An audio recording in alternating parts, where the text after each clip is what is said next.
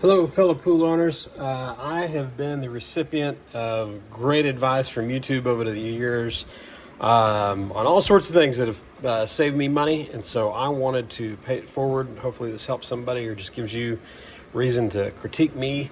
Uh, but this is going to be as short a video as I can do while explaining how I swapped out, or how I'm going to swap out the pressure relief valve that lives on top of your Pentair DE or other similar filter with something that is standard and a bit more durable. So this, and I don't have a picture of it, apologies, but if you've got a Pentair DE filter, it's tan, looks like a dome, it's got one of these suckers sitting on top of it, then you know what I'm talking about. So we've had our pool now for coming on 2 years. This is what came with it, and it had a little cheapy gauge, so it looked about like that when we got it. First thing issue that I had about a year in was this started leaking. So as you know, when you start your pool up, if you want to vent air, you twist this air and then some water comes out of that. And when it started up, then you turn it closed, and that should be that. One Sunday afternoon when I was doing this, it started leaking. And so, again, read online, found there's a little O-ring kit. There's 2 O-rings inside of this. And so you just take this top off when it's not under pressure, swap those O-rings out, and that's fine. It always struck me that this was a little clunky. Like, it seemed to me that some sort of a turn valve would be easier than this, because when you turn it, like it's coming up, and so it's riding like in this, that would be a cam. It's kind of weird. But anyway, that's fine. Last Sunday, and Sunday's kind of my opportunity to do pool maintenance, I was taking the filter lid, the dome off, and I was not using this for leverage. I was actually just guiding it off, and it snapped. Just like that, which is exactly what you want to have happen when you're about to do a DE filter change. Just one more thing to worry about. And then this O-ring, it kind of seals with that, so it's not like a thread seal type deal. It seals that O-ring, doesn't matter. So I was annoyed, but I thought, you know what, I'll just do my filter change, and when I'm done, I'm cleaned up, I'll run to the store and I'll get a little plug, or maybe I've got one, thinking it looked pretty much like 3/4, and so off I went. Got my filter changed out, went to look at it, and this is a proprietary thread.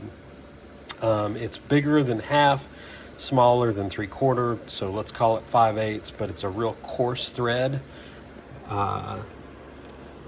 The one on the right is a 3/4 inch standard iron pipe thread. So super annoyed, and I thought, well, I can just either leave my filter off and I can try to get something on Monday, which is a pain.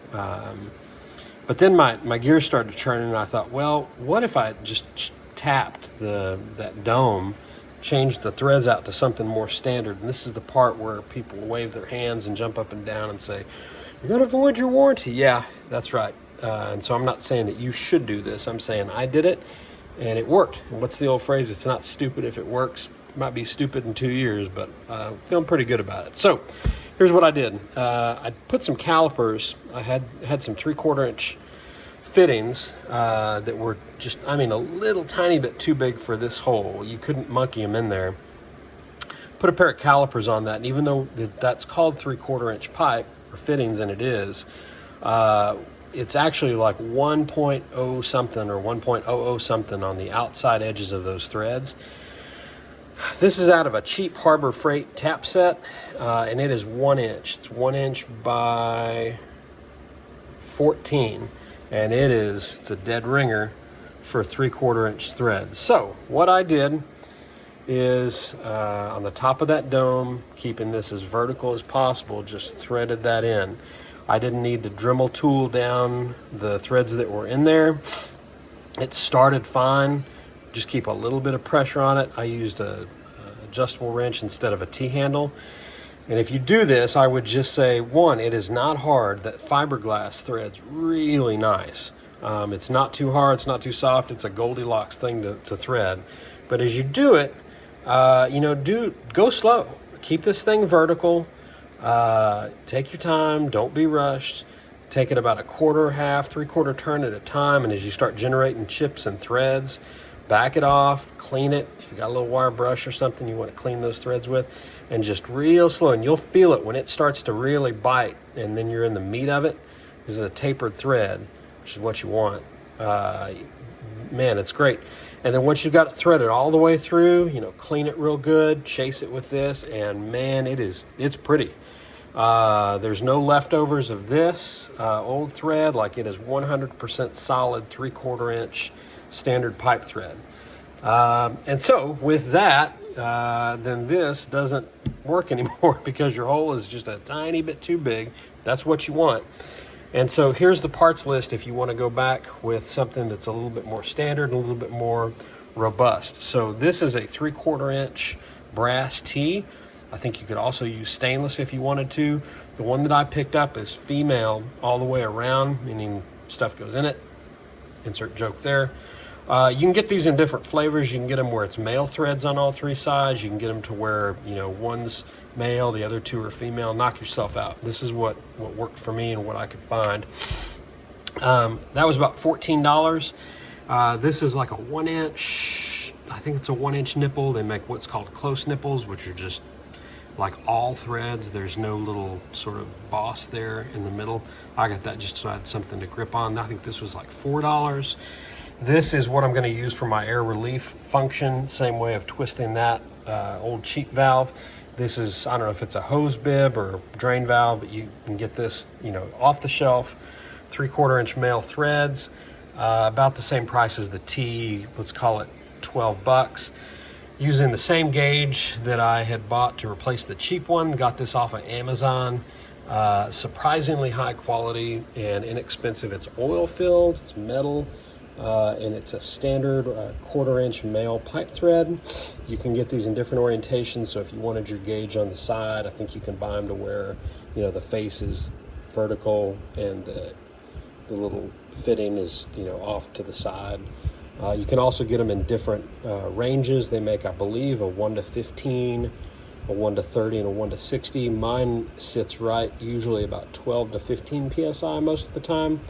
And even when it pegs out on start, it's only about 27. So to me, the 1 to 30 was fine. You do need a little adapter to get you from 1/4 inch to 3/4 inch, and that's a little bushing. I think that bushing, actually I got a 2-pack on Amazon because I couldn't find it local. Didn't need the other one, but I think that bushing 2-pack was 10. So what are we in this whole thing for? Let's round up 5. Let's call it 15, that's 20. We'll call this 15, that's 35. It's $50, It's crazy that stuff costs that much, but it's one and done. You'll never have to mess with it.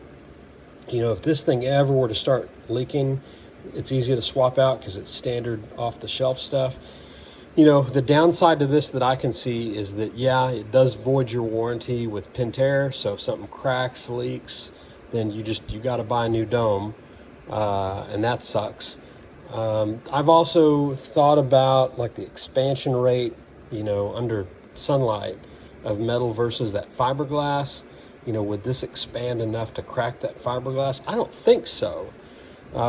Even under worst case, scenario situation, but my equipment is under shade. I'm in Central Texas, if you can tell by this backwards towel. So it gets hot for sure, but it's not getting direct sunlight. The other thing is you don't want to monkey on this thing when you're taking that dome off. If you use this as a handle, like a lever, then you could probably, bust it off at the top of that dome, and then you're really sunk. And so I think you can make the argument that for this cheap valve, maybe if I'm giving them a lot of credit, maybe they engineered this thread to be the failure point. In other words, if somebody grabbed that, cranked on it, they'd rather you break a $13 cheap valve than your $200 or whatever it is, $500, I have no idea, lid. So there's that. So, what you gain is longevity and standard threads. What you lose is kind of a built-in failure point. So when you take your lid off, I'd say be careful for obvious reasons. Bear hug that thing and lift it off rather than doing that. So if this helps you, fantastic. If it doesn't, then have a good day anyway. Good luck. Happy swimming.